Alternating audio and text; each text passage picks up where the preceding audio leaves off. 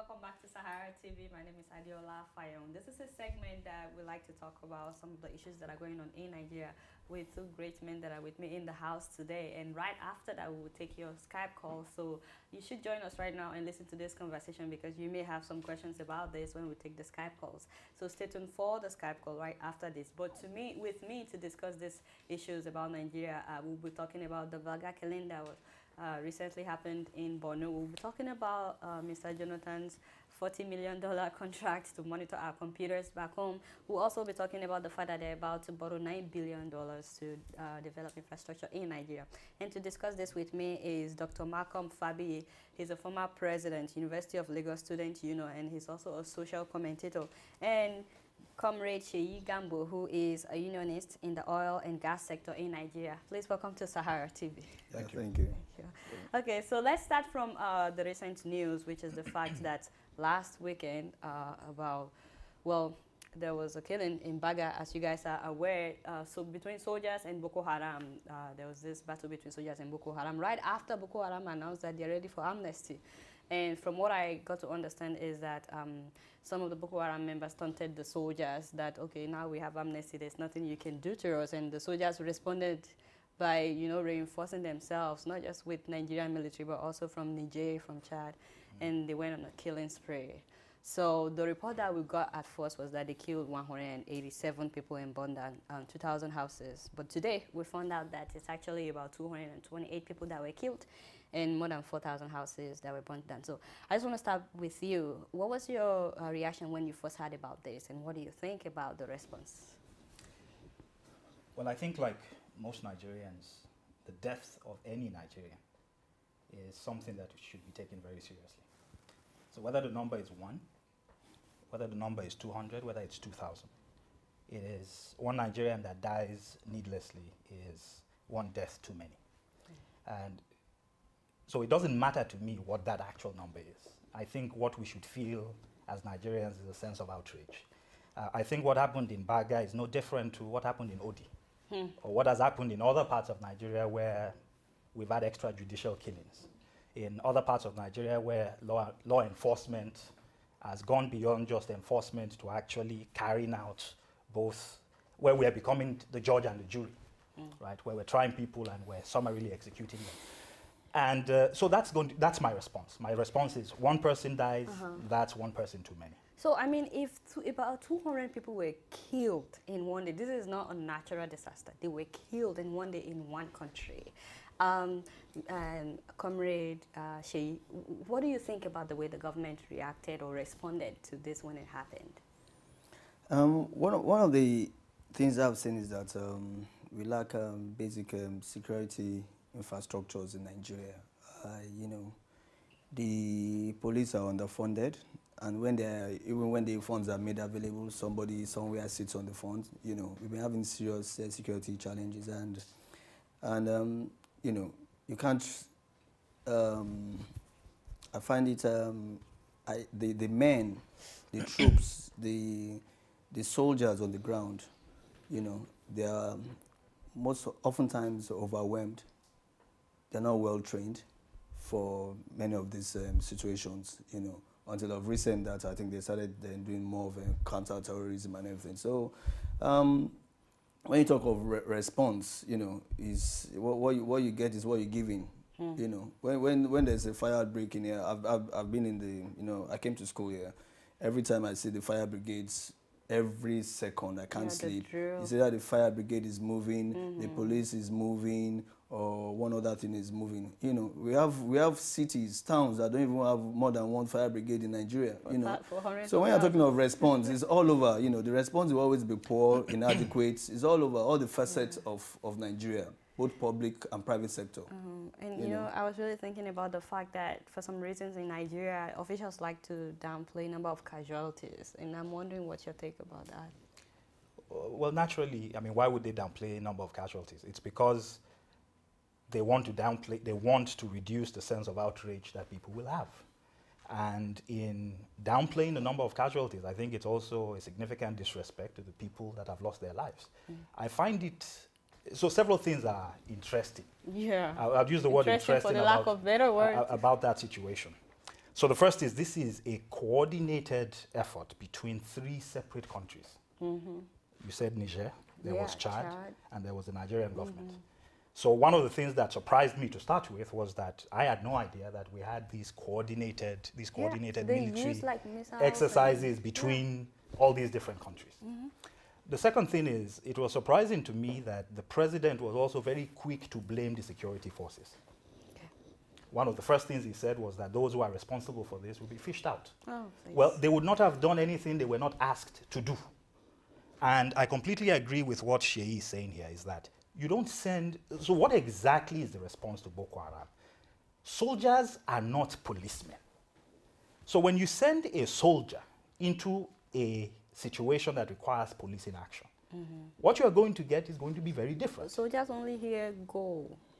No, even the training of soldiers is you are trained to kill, not to. While the police training is like you're meant to train to disarm you, slow you down, not to kill. The killing is the last resort. So they have different training. Yeah. And by the way, officials said that it's only 30 people. I mean, how do you go to this morning? We found out that about 228 people actually died, and about 4,000 homes were set on fire. So how do you go down from 228 to 30 people? I think in this one I want to say that the media have to be up and doing.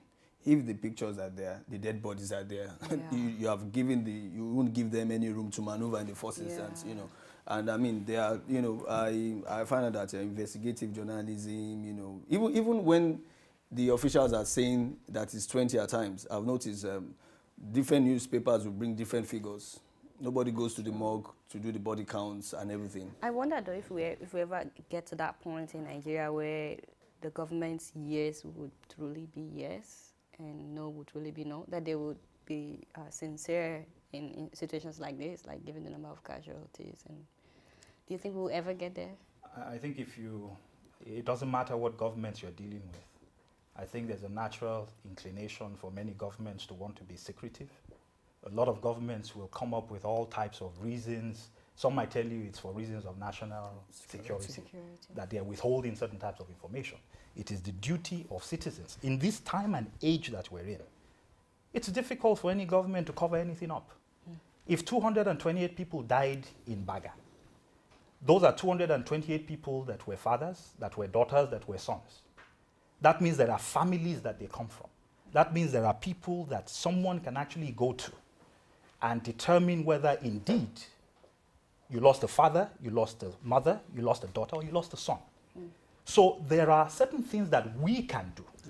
There are certain tools that we have available. We have a Freedom of Information Act, right? There are, part of what the entire Sahara Reporter enterprise is about is also about citizen journalism. So there are a number of things that we can do as citizens. If we're as outraged as we say we are, as individual Nigerians, I believe that there are things we can do outside of governmental structures to get to the root of what's going on. And again, we should not look at Baga in isolation. Baga is just a continuation of what has been going on. A tendency that has continued. But before you get off that, can you recommend some of the things that we can do? I mean, if truly we are outraged in kind of situation like this, what are some of the things that we can do as Nigerians? Well, so Baga is a part of Nigeria. Yeah. There are people who come from Baga that many of us know. So for those of us who are interested in making sure that the truth comes out, I think one of the first things we can do is we could set up, for example, a database for anybody who knows anyone in Baga was killed to come out and say, look, this person died, this is this person's family. Even if you have their pictures pictures. So let's set up some type of repository, some place where we can actually begin to give an accounting of the dead. Because I can assure you that all of these atrocities will continue, but a day will come, there will be a day of reckoning, where every single Nigerian that has been lost to these programs, and that's what I'll call them, these genocidal actions, whether it's by the political class or by the government itself, there will be a day of reckoning. If you look at other countries, if you look at South Africa, if you look at the Truth and Reconciliation process, it was not because the government had these archives that they made available to people. That's not how justice was done. Justice was done because there were people in civil society that kept the records. There were people saying these are the atrocities that were carried out, and one day everybody will account for their sins. You know, I wanted to remind you guys that last week when we had the bombing in Boston, and 3 people died. I don't know if you guys were aware, but President Jonathan released like immediately his condolence message. He sent his condolence message, and a lot of Nigerians were outraged, like, what is this? Why are you sending your condolence message when 3 people died in America, whereas a lot of people have died in Nigeria? Sometimes you won't even say anything for days before you finally release a statement. Oh, presidency condemns something bombing, and that's it. But then the Baga killing, the president was silent for about 48 hours after everybody has heard that about 187 people were killed. Meanwhile, he sent his condolence when 3 people died in America. What was your reaction? I mean, finding out how he responded to what happened in other countries, and then, how many people died in this country? One thing is that no matter what he does, if he comes out quickly, we will always, we will still criticize him, because the security situation in Nigeria is appalling. Everywhere, I'm from the north. I schooled in the north, and when I started hearing of the north, I grew up. My childhood. When this thing first started in Maiduguri, everybody was thinking that it was Maiduguri. It now came to Abuja. We are hearing that they want to go to Lagos now, so nobody's safe. But if I'm in the situation he has been, because he has made a lot of blunders. He has said so many things in the past that he's like, he has to eat his words again. So I want to say that if I'm in his shoes, I have to wait for all the security chiefs to bring in their, But is there anything wrong though in him at least acknowledging that today I know we lost some lives? No, there's nothing wrong. That's the most proper thing. As he's the father of the nation. The first thing he should do, is just that, that we've heard that we're on top of the situations and things like that. But maybe because of the blunders that made in the past, he's not even sure of himself. Okay, so you know that the U.S. actually condemned the way he's handling all these mass killings, like how you were saying about people keeping record. Nobody knows exactly how many people have been killed by Boko Haram right now. Now they say about 3,000, as if it's just numbers. These are human beings, souls like us. So the U.S. This past week released a statement condemning how Jonathan has been handling this, and they also accused him of corruption. They said there's corruption in the Nigerian government. Meanwhile, he responded to the U.S. He said, oh, they just amplified this thing, they exaggerated it. What do you think about that? I think anybody that has negative things to say about the Jonathan government is just speaking truth. It is an inept government. It is true that Nigeria's problems did not begin with Jonathan, but Nigeria's problems have been amplified under Jonathan. If somebody says the Jonathan government is corrupt, that person would be speaking the truth. This is a corrupt government. So we say other governments have been corrupt. Jonathan's government has elevated corruption to a level of great national honor. We had a governor that is internationally known, an ex-governor, Alamasia, that everybody acknowledges was a thief, somebody who actually jumped bail in another nation. And I think the pardon of Alamasia demonstrates that this government goes beyond condoning corruption to actually celebrating corruption. So I think anybody that says this government is corrupt is speaking the truth. Anybody that says this government has not handled many of these situations that it is faced with as much care and caution, and is not really thinking things through as much as they should, I think that person would be correct in saying that. So the U.S. government was correct. But the thing that worries me, though, is the way he responds to allegations like this. He's like he's trying to argue that, oh, this is not as bad as you think it is. For example, when he was on CNN and they talked about power, he said they should go to Nigeria and find out for themselves that power is one of the things that Nigerians are very happy with. And CNN did. They went to Nigeria and Nigerians told them, we don't have power. So he's trying, to me, it's like he's trying to look good in the international world by saying, oh, this is just amplified, that it's not as bad as they say it is. I know you just came from Nigeria not long ago.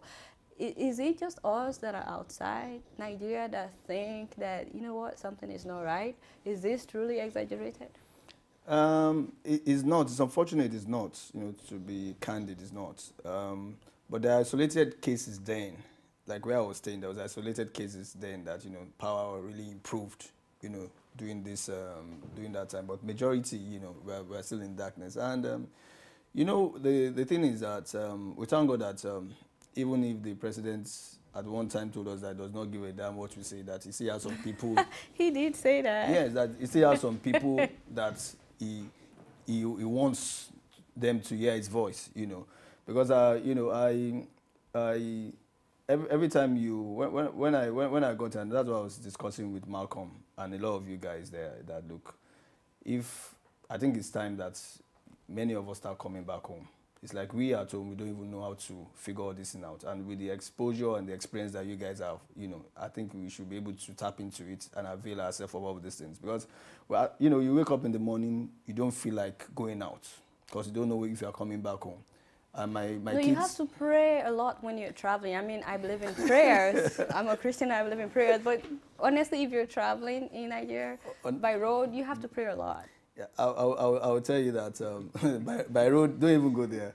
Because if the armed robbers don't get you, the police can get you. That's true. Road accident, potholes, everywhere. For years, the Lagos-Ibadan roads, that we're talking about, for years, they have concession dates, they have removed concession, we are just going there. You see, and it's funny, when we were talking about Lagos-Ibadan road, I thought that was the worst of roads until I went to the east to visit some of my friends. When I saw that one is not, they are not even roads. Which road is it? Onitsha was appalling. I mean, all the federal roads there. I mean, I was now wondering, maybe because we have, a bulk of the media in the West, that's why it was being, the eastern roads are no roads. The eastern roads are not even there at all. So it's not as if like the international community is lying when they were like, it's not like anybody is lying. This thing is not exaggerated. I mean, with the media, there's nothing you want now. People are on Facebook, social media. You can get any information. You can call. There's GSM. So nobody can lie to anybody unless you don't want to know the truth. This is the way I see it. If you think back to Iraq under Saddam. Even when the bullets were raining outside his door, and they were asking him, or even Gaddafi recently, I think a lot of people in power actually sometimes live in a true bubble. And when you are Jonathan, and the people advising you are people like Abati, a fiction writer, or Okupe, a circus clown, you may be completely detached from reality. So I think Jonathan is actually truly detached from reality. With all due respect, I have no idea how 4,000 megawatts of power in a nation with 150 million people can be. It's impossible. So the only thing that can happen is you probably put things on rotation, and there might be people that will, see more power during certain periods of the year than other periods. It's 4,000 megawatts. There's no Shango healer. There's no juju that can create megawatts of power where they don't exist. 4,000 megawatts for 160 million people. In the city of Chicago, where I live, there's more than 4,000 megawatts for one single city. That's what an entire nation has to deal with. So does Jonathan believe some of the things he's saying? I think he might actually live in a bubble that is cocooned enough for him to truly believe that there are Nigerians that think things are getting better. You talking just now about electricity and stuff like that. Last year, he told us that by June of this year, he will collect all our generators, that by now we would have constant power. You just came from Nigeria. Are you still using your generator, or you gave it to the president already? I have 3 generators. Three? 3 generators. 3 generators. I'm thinking of one more to add, Okay. So, you mentioned something about freedom of information. You guys talked about anybody can go online. I just want to know your view about the fact that recently he paid $40 million to this company in Israel. The name of the company is Elbit Systems, so that they can monitor computers of Nigerians. So are you guys afraid now that Mr. President is about to be checking your emails? I have, as one, I live in Nigeria, and I don't think there will be a day that I'll ever be afraid of expressing myself. Most especially, you're not afraid of Jonathan? Never, look, let me tell you something that, we've lived our lives. Malcolm and I went to secondary school together. We fought with the school authorities. when we were in University of Lagos. We took on the School of Authorities. He came in, did this political thing. We were, we were on the opposition side. And now we are fathers. There's nothing, what else do we need? We have children, we have kids. What we are thinking of is to bequeath a better legacy for our kids. What are we afraid of? A man will die one time. It's not only the soldiers that will die one time. I'm wondering what he's trying to do. Seriously. Well, what he's trying to do is obvious. So if there's a threat, so let's think about this. If we go back to, say, for example, the Occupy Nigeria protest last year, some people might say it failed. If by failure you mean the protests were not able to stop the increase in the removal of subsidies. But I think in many regards it was successful. It was successful because it was the first time in a very long time that Nigerians were able to mobilize and galvanize themselves to action. How was it achieved? It was achieved through social media. I can assure you that people back in Nigeria, there are government officials that are going to be watching this program, right? And why are they watching the program? Why is it that most times government officials, in fact, would prefer to address Nigerians on social media? Yeah, even Jonathan. Than to address Nigerians Facebook. Than to address Nigerians physically. Why do they do that? Because the strength of social media is the fact that it cannot be filtered. You may be able to pay off editors of newspapers. You may be able to get these radio and TV stations to only portray what it is that you want them to portray. But you can't stop people from tweeting reality. You can't stop people from putting the reality of the experiences on Facebook. So the fact that he paid money doesn't do anything. You know what? He can do whatever he wants to do. He won't the bottom line is it will not stop Nigeria. Look, Nigeria, for all the complaints that we have, Nigeria is no longer the Nigeria of Abacha. Yes. Where people could be summarily executed and people would disappear. We have a freedom of information. We are talking, right? We can talk about it. In fact, the fact that we're talking about Baga and the fact that we're talking about Odi and the fact that we're talking about all these issues. There was a time when talk like this had significant repercussions. There are people who were jailed for months and years for saying less than we have said here. But we all know that we can say these things because we are an evolving democracy. But we are a democracy. We fought for this right anyway. So him trying to monitor our conversation and all that is a waste of money. Is a waste of. Okay, so but that leads me to my next and last thing that we want to talk about is the fact that they just released a statement that they're about to borrow $9 billion US dollars, $9 billion for infrastructure development. Now, when they wanted to spend money on monitoring our computers and stuff like that, they found that money somehow. They didn't have to borrow it. But why is it that whenever it comes to developing the country is when they have to borrow money? You remember when they wanted to build this train that they are building, they borrowed the money from China. Why is it that if they want to do what Yoruba people would call ibaje, they have the money, but whenever it comes to developing the country, they have to borrow? What do you think about that? Because, as I told you, for the past 1 month I've been here studying, so I've not really been abreast. But the little economics I know, there's nothing bad in actually borrowing if you are using that money for what you actually borrowed it for. There's so many state governments that have been borrowing money from all kind of, institutions abroad, but there's nothing to show for it. If you borrow the money, let's say, you borrow money and you want to fix the rail system, and you actually pump that money into rail system, or any infrastructure, I don't have any problem with that. So do you think they are really going to, now they will transform Nigeria? Not that good. And by the way, they said they will pay the money back over 40 years. I'll tell you, yes, I'll tell you what I think.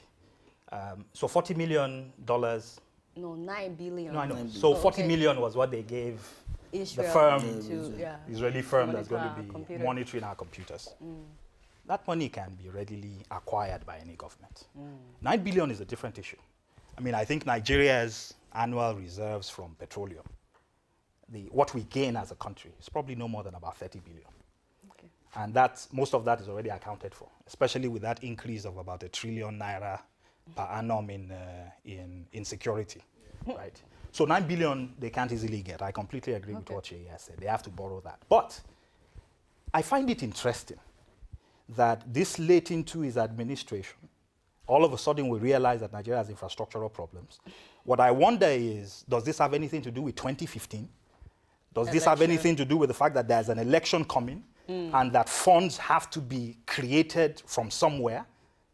in order to fund those elections. Are you saying they may not spend all the 9 billion on infrastructure development? You're saying they may not spend all. I don't think they will spend even a minority of that money on infrastructure. Wow. You and I know what's going to happen to that money. It's going to be used for the political process, period.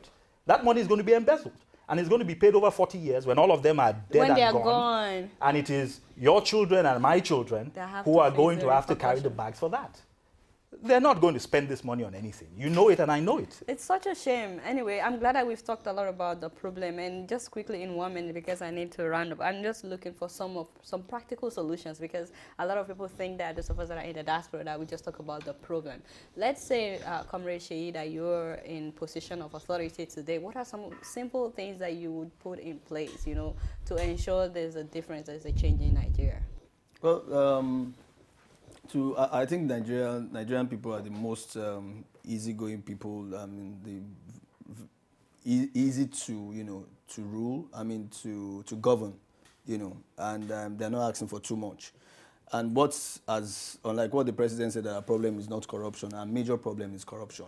If I'm in a position is to fight corruption, and if you check my track record, unionism. So your goal is to fight corruption. Yeah. What about you?